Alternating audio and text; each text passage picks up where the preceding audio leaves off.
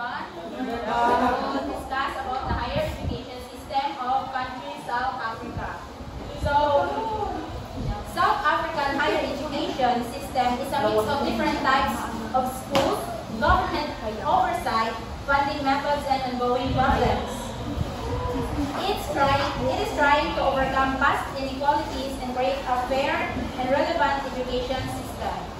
So this is our learning objectives. Please read.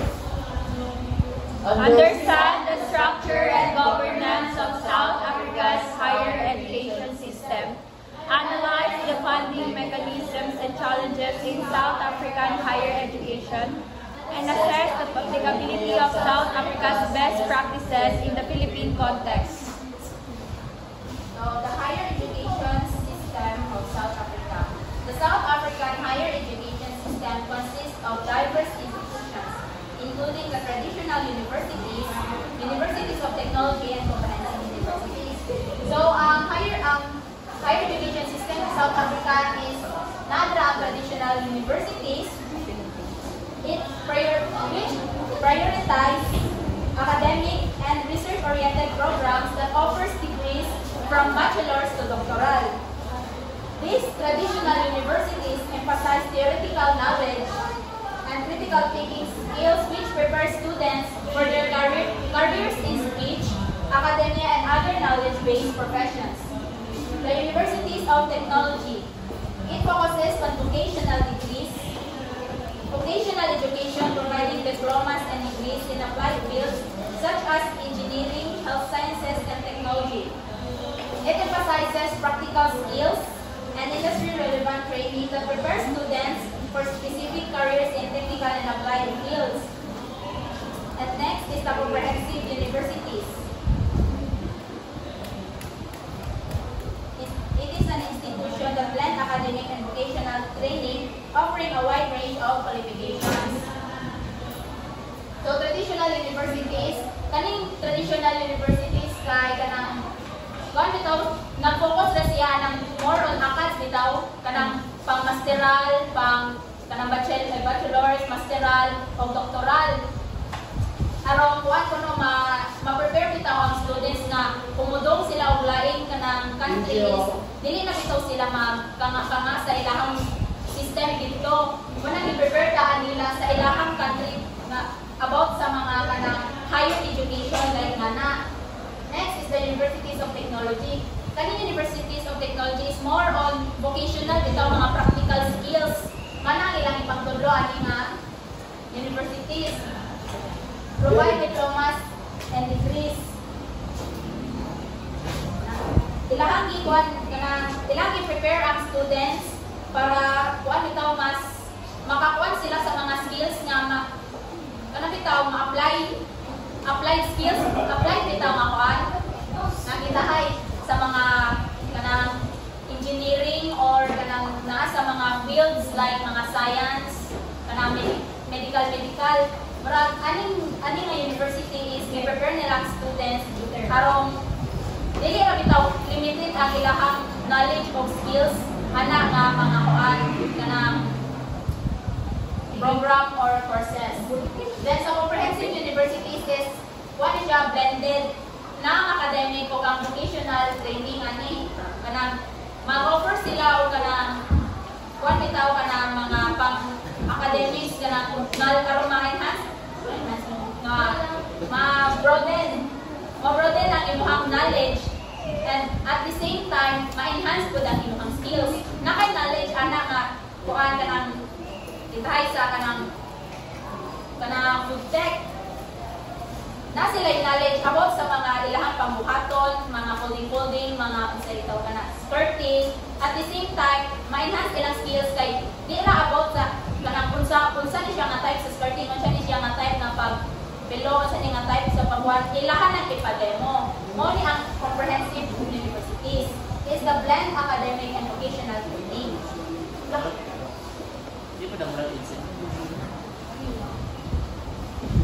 Next is entrance exams.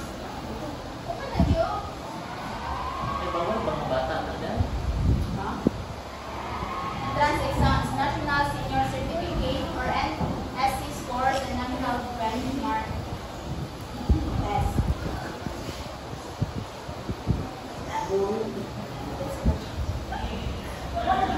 Ani? Next is the entrance exams. It consists the National Senior Certificate scores or the NSC scores and the National Benchmark Test or the NBT test. Next is the grading scale. The secondary schools use a grading scale of 1 to 7, while the higher education institutions make use of percentages form. The grading range can vary depending upon the major. So, kaning sa secondary schools, ang ilahang grading scale is kanang mga 1 to, kanang itang mga scale na 1, 2, 3, 4, 5, 6, 7. 1 is the highest or the lowest? 1 is the highest. While the higher education institution, gato mga percentage bitaw, wala lang gamiton kung mag-grading sila. Di ba, katuwa kayo na ng percentage, mga 80%, 50%, 25%. Nga na ang ilahang higher education sa higher education institution. Unlike sa secondary schools nga, 1 to 7 ra. Then higher education scale categorize students as first class, second class, the division 1 and division 2, the third class, and fail. So kaning kanang sa first class, 1 to 3, na scale dito 1 to 3. Nya kaning second class, division 1 and division 2, na sila sa 4 to 1, 4 to 5, 4 to 5. Nya sa third class, 6, 7, ay ang fail 7 down na sila.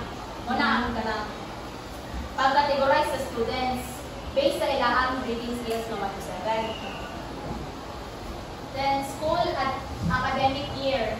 The academic year in South Africa is about 200 school days in duration and begins in January and continues until December.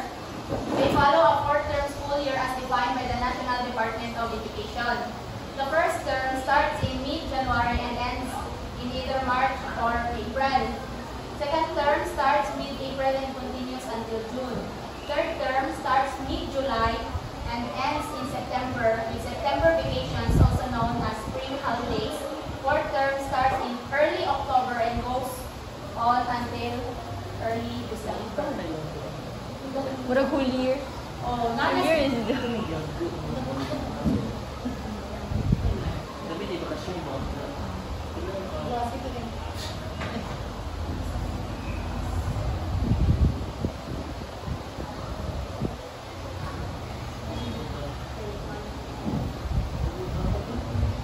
ba nga to kay na nang kuan magsulod ta og asa man dito August. Sa una. Ay, sa una kayo. Okay, sa una, June. June sa una. kailang bakasyon kay sa kanang main course bitaw kay kanang winter na ba nga to magsulod ta og April ay winter sorry Mas no, naman sa isang ba? no kahit kuan sina kapatid. Ito yung lahat kay Diba sa South Africa kahit na ng kuan, diba tag-init ay lahat? Oh, Init ay lahat dito. Na. winter na yun. Winter. 1 week. Japan ito ang napasahan ng winter. Yan, hago ang ilang kuan start no? January, March, April niya start na sa April. Ito ba na kanang pero sa ato kami ito magkuan ta. Ito ba na kung Break? Sila bakasyon. Break? Semestral break?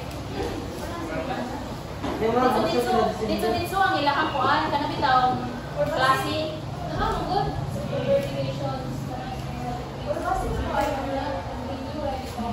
Holiday ng September. 200 ka. Ilang ka days ang saka. Ay, okay, 200 days man, yung 365 braman sa next year, kay 366. So, na yung 100 kapin na ay, din kami may din break. Diba? Sabado linggo. Nato sila 100 days. Oo. Pero, apin na ng Saturday and Sunday. 100 days na.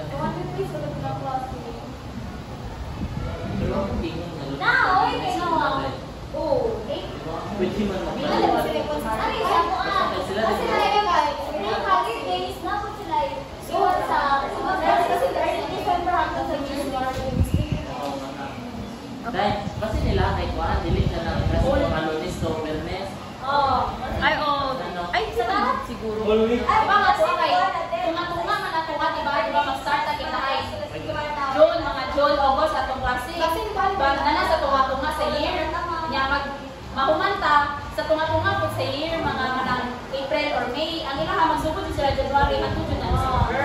Ano ilaha sa whole June na kwas. Di ba matuwa kay, kita 2024 to 2025 kay tunga-tunga. Ang ilaha kita year 2025, whole June na ilaha. Year 2026, whole June year ilaha gamiton. At kung tunga-tunga man. May talang 6 to 11.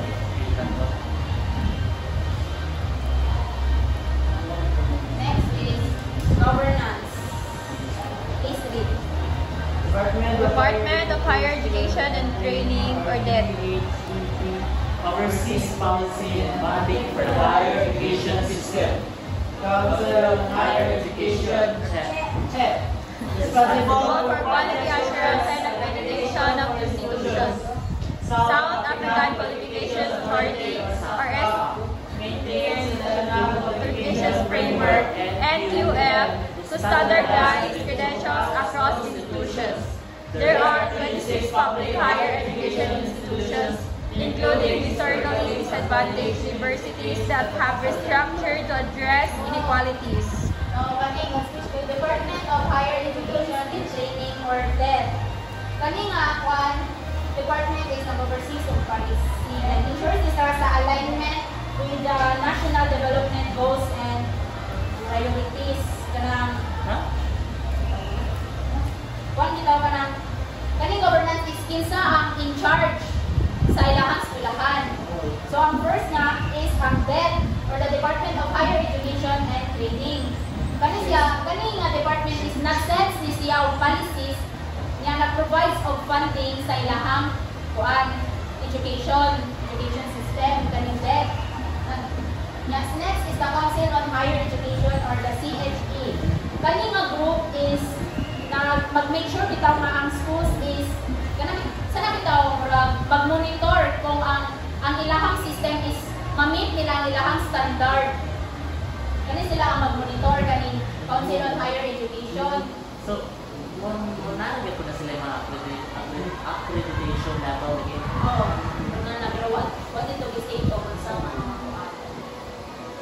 Basta kay nagya po yung mag-handle nila. Pero bitaw sa ato di ba ang handle na ito kay Chen? Mapot nila kanito mo na i-handle nila. Ang DET mo ang gaman sa policies o tig-fund sa ilang eskwelahan mo yung Chen mo tig-monitor kung mag-one ka ng ma-stood ba sa standard ang ilahang way ng system. Next is the South African Qualifications Authority, or the SACA. Kani nga group is kana mag-make sure bitaw kung ang degrees o diplomas from different schools mean the same thing. Pero bitaw kana i-make sure po nila nga kanang maumaor bitaw na-meet ra po nila ang ilahang degrees sa ilahang mga anak. Ang degree na meet sa level sa ilahang ito kana knowledge man bitaw nga iba kasagaran uban kay nakagraduate ka kang degree nga mana, pero in terms of kanang manarbaho na ka, pero dili mo ma-apply kay degrees ra kataman, wala ka sa okay nakatunan, wala kay nakuanan skills nga magamit nimo ang degree nga magigraduatean. Kani sa mo na sila monitor kung na-meet ba nimo ang degree nga imong nagraduatean or ang imong eskwelahan. Next is funding sources. So, kaning funding sources is yun sa kanang pag-fund bitaw ang eskwelahan. First is government subsidies. The government gives a lot of money to public. How it is paid for public sa sila pag-fund?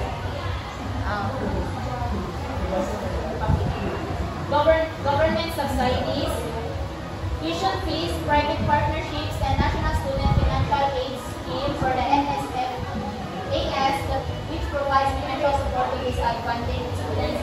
Diba So, pana? 926 ay na mga disadvantaged universities. So, mag-fund sila, ifundan ang eskwelahan, kaning national student financial aid scheme, sila ang mag-fund lahat o mga kanang kwarta para sa mga disadvantaged. Sa every school na sa South Africa? Oo.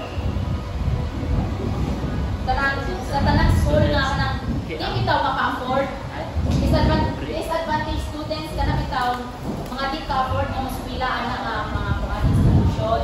Sila man. Scholar. Oo nga na mga scholars, scholarship na siya. Sa NFAS. NSF. Na kanang private partnerships ang eskwelahan makakuha sila og kanang funding through kanang bitaw kanang sa ito na makipag-collaborate, With other schools? mga anak itaw makipag School to school, not school to ka na.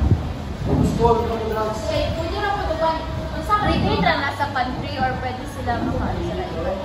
Like pwede na sila sa lain mga Toyota ang mga naka. business mo mga ngana nga makipag-collaborate sila aron na sila fund nya ang kuan ko na kay nako toy kanang according to sources kung mapandan mo mangayo ko na sila og kanang murag service bitaw ana nga sila oh murag bitaw kung muhad mo fund sila dapat mo trabaho pud mo nila murag ana kita murag sa pila lang ka buwan or kanang depende sa unsay kanang needs nila in exchange sa ilang fund nga kapital. Challenges is mga problema nga ma-face ana nga eskwelahan. The high dropout rates, employability gaps, students protest over fees and ongoing debates regarding curriculum decolonization. So, daghan mag-drop out kay tungod sa background dito sa eskwelahan na need nga kanang high standard bitaw. High standard siya munang problema po na sa eskwelahan tungod kay naay mga students na di ma-meet ang ilang standard. Munang imbis nga ma-motivate sila nga i-meet ko nga standard, mo-drop out na lang sila. Labi na po kay kanang ang eskwelahan po kay more bitaw lack of encouragement. Munang imbis nga mupadayon sila, mo-drop out sila sa sila. Next is employability gaps. Jobs after graduation. Ang ubang mo graduate is di ma-match ang ilahang gigraduatean sa trabaho nga ilahang kahulian. Next is the student protest over fees. Tungkol sa standard na di ba kanang standard kay kanang saan dako tuition. Pero mo na hinungdan nga nung wa kayo mo wa bitaw mag-eskwela tungkol kay imahalan sa mga tuition. Next is ongoing debates regarding curriculum decolonization. Kanang mag-change o curriculum bitaw na mga kanang mag-discuss ang kanang mga staff, mga higher ranks ana nga eskwelahan about sa curriculum nga need i-improve, i-change or kuan kanang need pa nila nga mas monitoron, I-enhance. aron makay na there are discussions about changing the curriculum to be more inclusive and less focused on the past colonial influences. Kay i-change sila ang curriculum kay kanang bitaw na uban nga nagpabilin pa bitaw sila sa unsay mga teaching, mga traditions ana nga eskwelahan from pag sa una pa. Kanang mga problema mo nila kay nay uban nga gusto nila i-change. Nakoy uban nga musupak sila kay di sila gusto i-change. Gusto nila nga magpabilin ang tradisyon jud sa kuan sa ilahang country nga which is itudlo sa kanaskwelahan. Pero bitaw nay uban gusto nila i-modernize, nay uban nga magpabilin sila sa traditional way. Unang problema po sa mga higher education sa South Africa. Overall, the South African higher education system aims to balance quality, equity, and responsiveness to labor market needs while overcoming the legacy of apartheid. Kani siya apartheid, mo ni siya ang probitang head sa unang nga head nga nagamas doon sa kanang mga universities, mga nagwasa system sa South Africa. Manang ba na mga problems nga need i-change nila ang curriculum. Kay nay uban gusto nilang ipadayon ang gihimo ni apartheid, nay uban nga gusto nila nga i-improvise, i-change ang iyahang kasultan. Next is the most notable practices that can be used in the Philippines. Expanded financial aid, adopt a similar NSFAS model to support underprivileged Filipino students, centralized application system, implement a CAO live system to simplify university applications, DPET integration, strengthen vocational education to address skill gaps, and create policies to explore targeted relocation for marginalized sectors. So, kani expanded financial aid is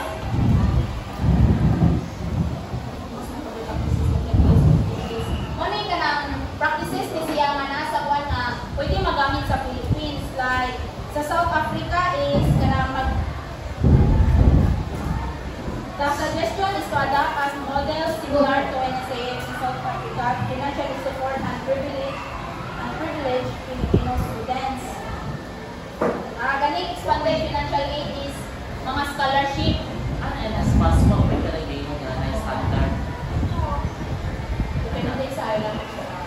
Siguro din, nagmaulag yapon nga kanang underprivileged but deserving students dito sa ila. Depende na. Kung saan nga inside mo fund. Kaya like ka lang sa university kay even dato yung masukman. Basta na sa grad or makapasar ka sa ilahang entrance examination. Ang NSFAS kay di ba ka na mga fees sa notice basta kay mga di ka afford. So ang lahang kuhaon na dyan ka na yung mga di ka afford. Naikingon kung hindi pa nila ma-exam, hindi na exam yun.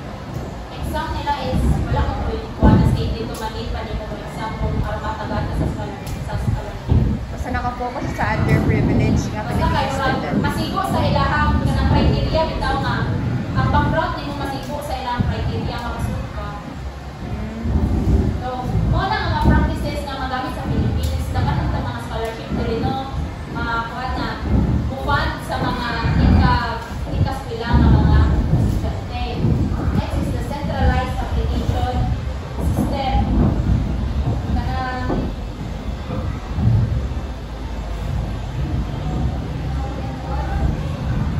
So, kani centralized application system is one easy application bitaw. Kung apply ka sa college is sayon nun na bitaw nga makasud ka sa college with one central application system. Pero bitaw focus ra sa one. Diyan na si central application. Ang bitaw ang pag-apply application system is usahon na bitaw inang kanang lain-lain. Di ba kung pra na entrance exam, di ba usahon na nila? Bisan pag lain-lain ka o kuhan, kanang kurso ikuha, usahon na nila. Ang dali na pala nila nga I mean, na ay isa nga murag in general like all sat ba to atong giti nga murag para sa tanan nga mapaan sila nga makasud siya college. Makapasar di siya. Nabitaw usahon na nila di para na sa uban bitaw nga lahi ang i-exam sa anang kurso, lahi ang exam anang kurso. so depende yung examen sa imong gibuha nga course. Okay. Ang sa ani is centralized application system. Usahon na nila. Dili nila ikanang ibuwag bitaw. Aron sa iyo na sa mga kuwan nga nara kuwan igor ang exam. Dili na nilo kanang kuwan pa. Next is that TVET integration. Kani TVET integration is strengthen vocational education to address skills gaps. So, dira sila, di ba, ang nasa kuwan nga tulo ka universities ang higher education system sa South Africa. Na dito ang itudlo ang kanang mga vocational, mga practical skills bitaw.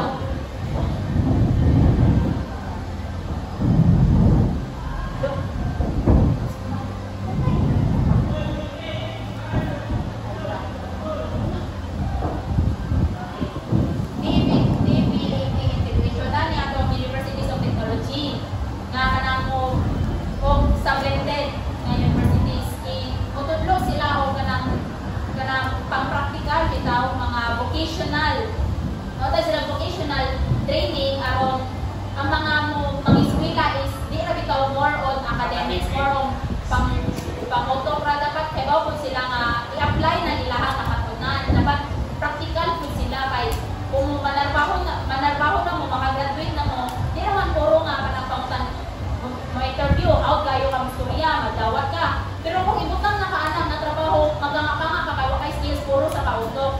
Muna na ang PVET integration kay aron makuha nila tong gaps, skills gaps nimo, ma-feel to nila na di na ka more on knowledge, abot na po kayo mga basic skills. So, yes. Next is the fee-free policies. Fee-free policies, but word fee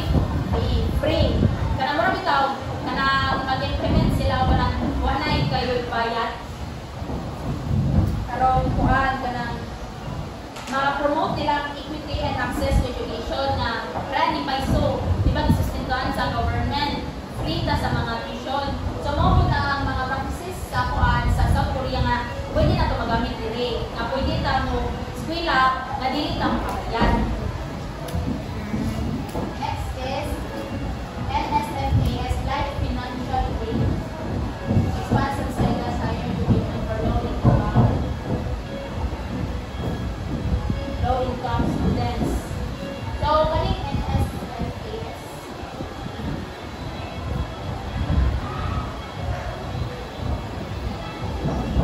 NSFAS Life Financial Aid. Ora ni para pud sa mga kanang mga scholarship ito mag-offer sila og scholarship nga kanang sa mga low income nga kanang ito naay kaya pero kanang di ra bitaw sapat. Pwede ba basta college ka kailangan jud nay mga kanang bayad-bayad mga miscellaneous ani timong bayaran kanang mo-offer sila og mga scholarship nga makatabang sa mga low income students. Like ano, ang CHED. Ang CHED kay na hindi na sila kanang ipapasa nga requirements nga kanang gikan sa barangay kung pila ka annual or monthly ang income sa parents. Tapos mag-base po na ito kung pilay mong makuha. Yan. Para po na ng dire sa mga LGU, mukata mo po na sila scholarship. Pero ikaw ra po nga makabayad kasi ng mga miscellaneous. Kaya siyempre, mga scholars na bayan naman nila sa Baisko. So, ang ilaan na lang i-offer ng scholarship, mga kuhaan is para na lang kanang itong dibukat sa parents sa mga estudyante. Kaya kuhaan naman dito kadako ng mga kuhaan, bayron nun. Kaya siyempre, college na kada level, mana kung kadaghan ang kabayron nun. Mana, aron matawangan mga students na low income, mga offer sila o mga scholarship naman na. Next is the outcomes based for the NQF, Adopt a Unified Qualification Framework for the students. Kani is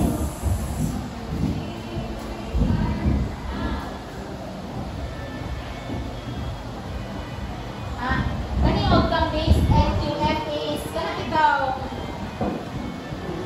i-make sure nila nga ang school record is kanang dali ra makuan bitaw ma-compare mura bitaw kung sa kuan pan kanang NAT bitaw di ba ang NAT kay kanang makuan man nimo magawan man nimo kung unsay quality sa students sila kay isang kay kuan man na i-rank di ba na yung ano ng outcomes based in NQF kanang mo kuan mo provide na sila og kanang mga kanang test or unsa na nga ito nga na ikuan bitaw aron mahibaw-an kung unsay quality o kung asa kadapit ang kapasidad sa mga students kanang eskwelahan aron makahibaw pud sila nga kanin sila nga kaning eskwelahan need ni improve need na to sila monitoron aron ma-meet nila ang standard.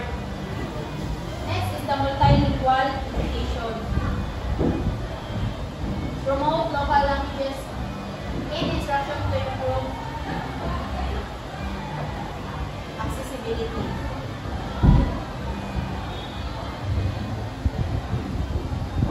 Multilingual education.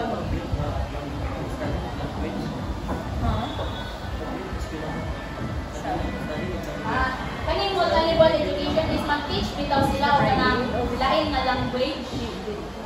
Pranang diba sa elementary na naman dyan ang MTV or sana mother tongue Ano kasi ba naman sila board? Mother tongue board? Mother tongue board. Mag-offer na sila o mga nganak bitaw lang Mother tongue baby. ay kanang ano buwan nilang mother tongue kung sa ilang language mo na studyhan. Itudlo na nila kaya aron mas masabtan bitaw sa mga students kay di ba na dili ang kasagaran na kay English Filipino. Nya mas kuan man kanang murag nakuan mo nila nga dira kana dapat ang itudlo, dira dapat nga language ang itudlo kay dili man na ilahang kuan vernacular na language. So imo tong gi-implement ang MTV aron mas masabtan sa students ang ipangtudlo nga lesson sa mga teachers. Hindi po para Public-private partnership in education. ka nang kitahin mo, Expanded is punta ka sa laing naso, nakailalig ka na rin silang language, hindi ka ma-ignorante.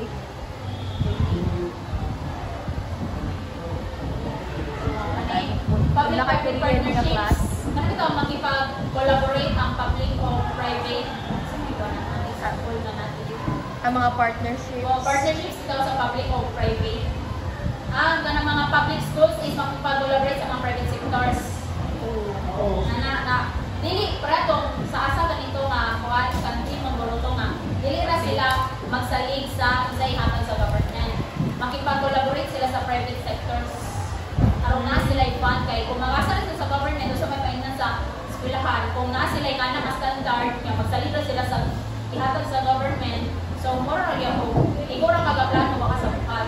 Muna nakipag-partnership sila na sila ikuha sa mga private sectors aron kung naay sila gusto nga ikuan na sila i-fund kay na private sectors nga ilahang kakuanan.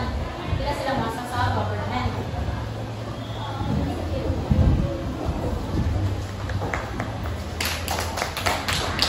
Next na.